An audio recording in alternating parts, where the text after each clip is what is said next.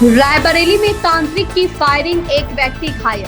रायबरेली में तंत्र मंत्र और टोना टोटका का विरोध करना मोहल्ले वासियों को भारी पड़ गया। शहर कोतवाली क्षेत्र के इंदिरा नगर स्थित आरडीए ब्लॉक में एक व्यक्ति द्वारा कथित तौर पर अंधाधुंध फायरिंग किए जाने का मामला सामने आया है। फायरिंग के दौरान मोहल्ले के एक व्यक्ति को गोली लग गई, जिसे गंभीर हालत में जिला अस्पताल पहुंचाया गया। घटना के बाद अस्पताल में भारी पुलिस बल तैनात किया गया। क्षेत्राधिकारी सदर आशीष निगम भी मौके पर पहुंचे। बताया जा रहा है कि मोहल्लेवासी कथित तंत्र विद्या और टोना टोटका से परेशान थे और इसका विरोध कर रहे थे। इसी दौरान विवाद बढ़ने पर फायरिंग किए जाने का आरोप है। पुलिस पूरे मामले की जांच कर रही है। क्या नाम है आपका? हमारा नाम मनोज कुमार है। क्या हुआ था, क्या घटना हुई? घटना ये हुई, सामने किराएदार रहता है, वो करीब 20-25 दिन से बाहर अवगढ़ी करता था, तांत्रिक करता था। हमारे मोहल्ले में निर्भर हो सकता था, जिससे भी बड़ी कर देता। कल भी गया था मैं 8-10 लोग पूछ गए, घर में था, कहाँ था जी है, आज भी क्या पूछ गए मेरे जीवन का गाँव में आके बड़ा क्या बात सुनता है, बाहर की बात करनी प्रभावियों में बात सुनता है और बात कैसे करो नंबर और पिस्टल निकाला, गोली चलाया। एक तो फायर हवा में किया, दूसरा हमारे में किया, फिर भी हमारे उसका चौथा भी किया, पाँचों में हाथ एक तो सामने से मार लिया था, हमारी शुक्ला जी हमको खींच लिया, ये आगला पड़ा था। उसका पुलिस आई, पुलिस अपना कार्य। वो पिस्टल कौन सा, लाइसेंसी पिस्टल थी या अवैध? रिवाल्वर थी, वो पिस्टल नहीं थी, अवैध ही लगता। तो उसका मोहल्ले में किसी संपर्क में नहीं था, कोई संबंध नहीं था, किसी बात होता तो किसी का इंसान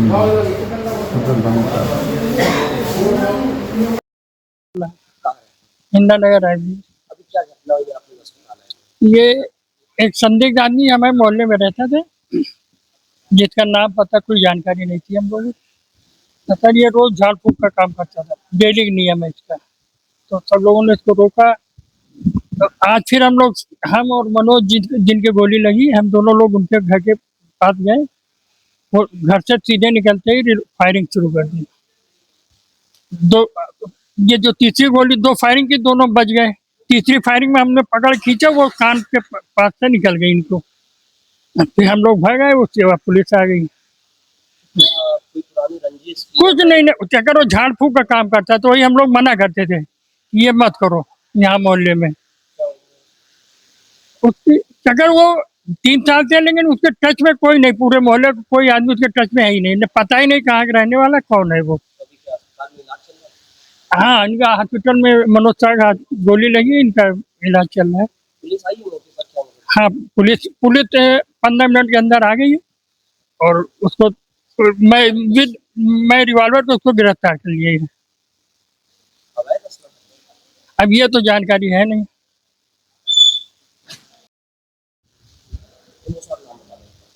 मैं डॉक्टर वैभव शुक्ला, ईएमओ जिला अस्पताल रायबरेली। शुक्ला जी, क्या देख रहे हैं मरीज वाले?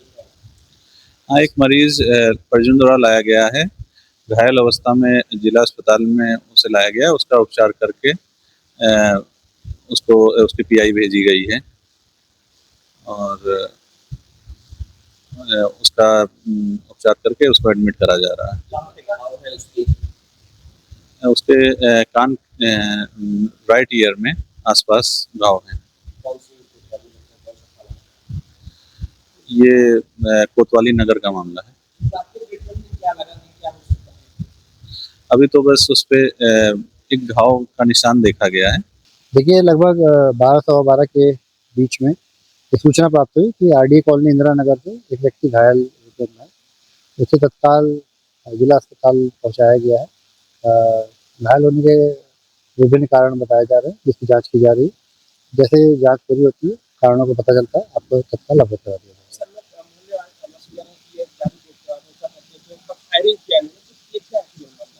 इसी की टीमें लगाई गई है, मैं स्वयं मौके पे हूँ, जांच की जा रही है। जैसे जांच पूरी हो जाएगी, कारणों को पता लगाया जाएगा और आपको अवगत करा दिया जाएगा। Thank you. एडीजी जोन ने रायबरेली में पुलिस अधिकारियों के साथ की समीक्षा। रायबरेली पहुंचे एडीजी जोन प्रवीण कुमार त्रिपाठी का पुलिस लाइन में गार्ड ऑफ ऑनर के साथ स्वागत किया गया।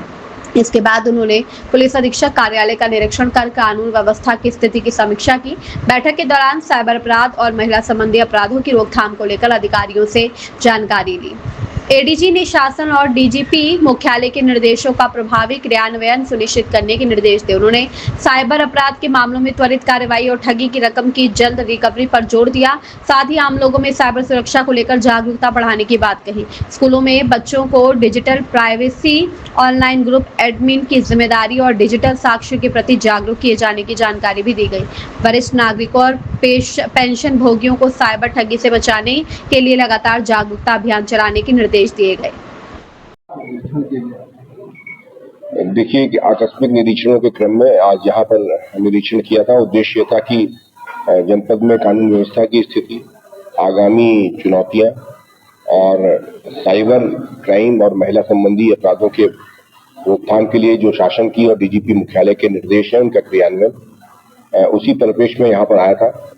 लोगों से बात की है, इनको कुछ दिशा निर्देश दिए हैं और बेहतर करने के लिए, और मैं आश्वस्त हूँ कि लोग उस दिशा में जैसा डीजीपी महोदय की मंशा है उस हिसाब से ये तेजी के साथ काम करेंगे और साइबर इन्वेस्टिगेशंस में, साइबर लॉ के क्रियान्वयन में और उसकी जागरूकता को बढ़ाने की दिशा में भी जिस तरह से काम कर रहे हैं इसमें और गति ला करके जो सरकार की नीति है उसको हम लोग पूरी तरह से क्रियान्वित करेंगे। सर, साइबर अपराधों को लेकर रायबरेली का क्या स्तर है अभी आसपास के जनपदों के आपको, जैसा कि आपने देखा होगा? देखिए हाल ही में बहुत अच्छा अपग्रेडेशन हुआ है और बहुत जो 3 नए कानून हैं उसके परिप्रेक्ष्य में भी और जो साइबर लॉज में जितने भी भारत सरकार के स्तर से, राज्य सरकार के स्तर से जो भी इनोवेशंस किए गए हैं ताकि एक पोर्टल के माध्यम से हम इसको समयबद्ध तरीके से पैसे की रिकवरी कर सकें। कुछ अच्छी रिकवरीज हुई भी हैं। इसमें और थोड़ी सी लोगों को जनजागृत कराने की आवश्यकता है जिसके परिप्रेक्ष्य में हम लोग कार्रवाई करा रहे हैं। साथ ही साथ नए बच्चों को जो स्कूल्स में हम लोग जा करके इस बात पर बल दें, अभिभावकों को बताएं कि इसमें एडमिनिस्ट्रेटर का क्या रोल होता है, आप किसी ग्रुप के पार्ट हैं, क्या आपको शेयर करना है, क्या आपको शेयर नहीं करना है, आपकी अपनी निजता है, इसमें सारी चीजें डिजिटल एविडेंस के रूप में रहती हैं।